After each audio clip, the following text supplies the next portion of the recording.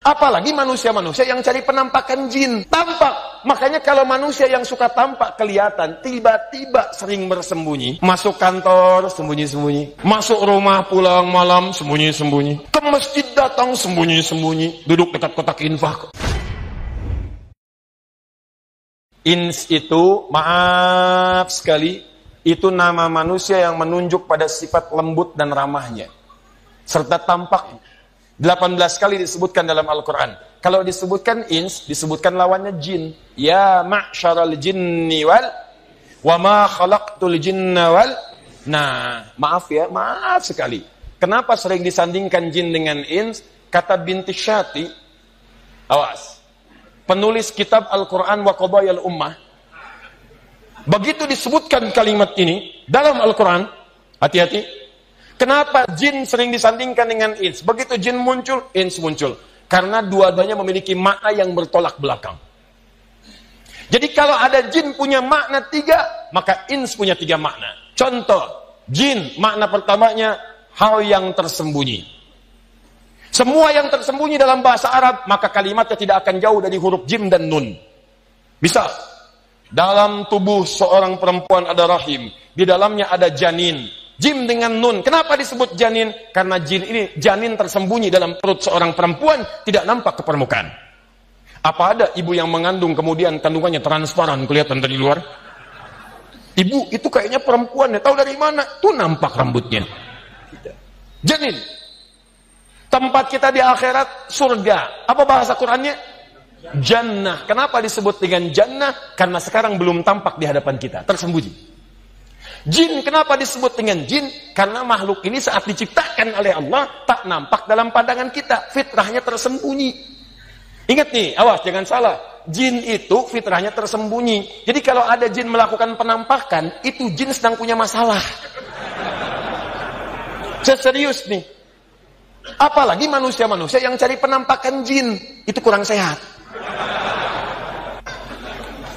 Makanya ketika Allah menciptakan kita disebut ins, sesuatu yang tampak.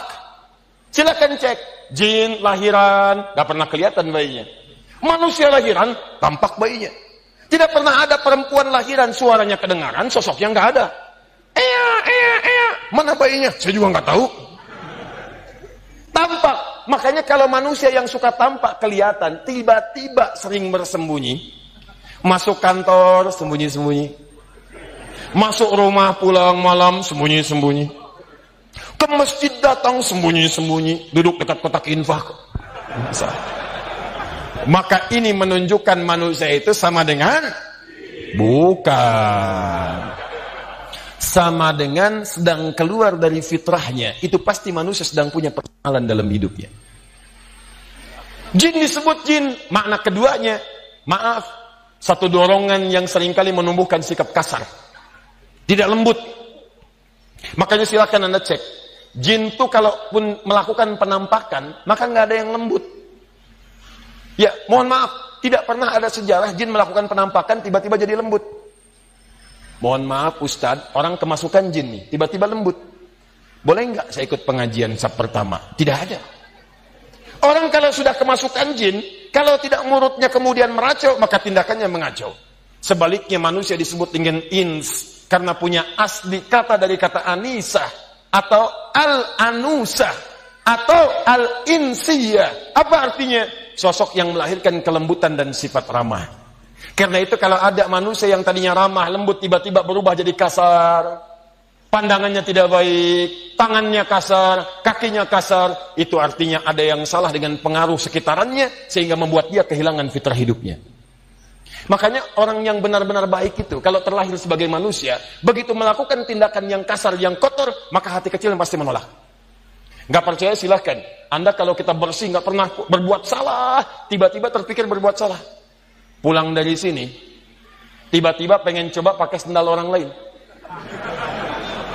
Begitu mau dipakai, maka hati kecilnya akan mengatakan, itu bukan punya kamu. Tinggalkan. Bagaimana kalau saat kamu pakai, kamu diwafatkan oleh Allah Subhanahu wa ta'ala?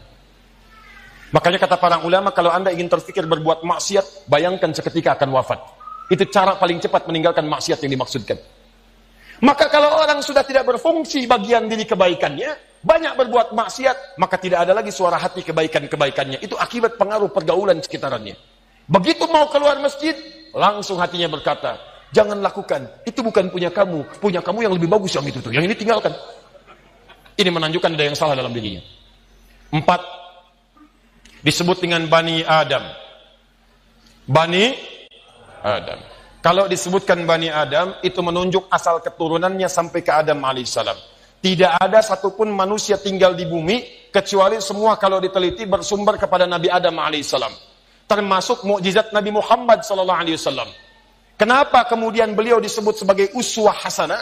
Quran surah 33 ayat 21, karena Nabi Muhammad itu dari sejak lahir sampai wafat, kata para pakar, tidak pernah ada sedetik pun berlalu dalam aktivitasnya kecuali menjadi teladan. Di antara keteladanannya, baru lahir, nasabnya diperjelas oleh Allah sampai ke Nabi Adam. Sekalipun ayahnya meninggal, wafat, bahkan sebelum beliau terlahir. Bayangkan, meninggal ayahnya sebelum lahir, tapi begitu lahir, nasabnya tersambung kepada Adam alaihissalam. Antum lahir, bapak masih ada, tapi nasab belum tentu jelas ke Nabi Adam. Kalau dicari, lama prosesnya. Nabi Muhammad tidak. Gak nyampe 5 menit kita sebutkan, muncul. Lihat nih.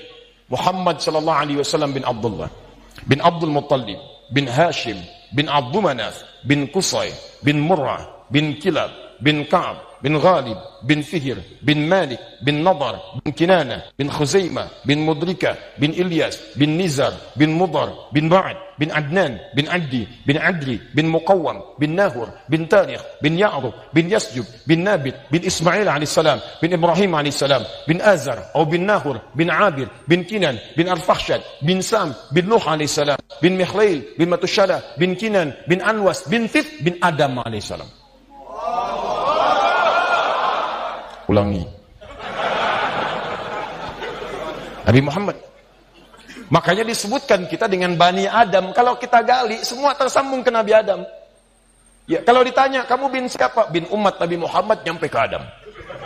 7 kali disebutkan dalam Al-Quran.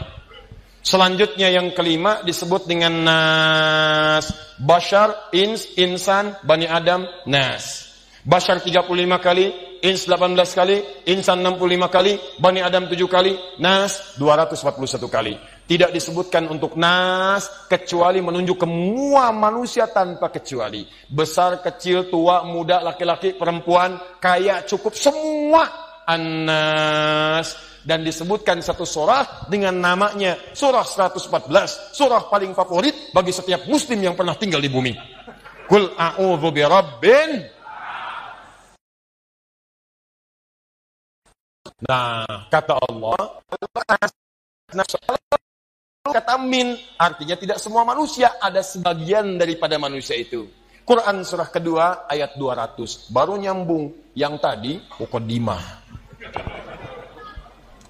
Nih, wa minan nas, min, setelahnya nas.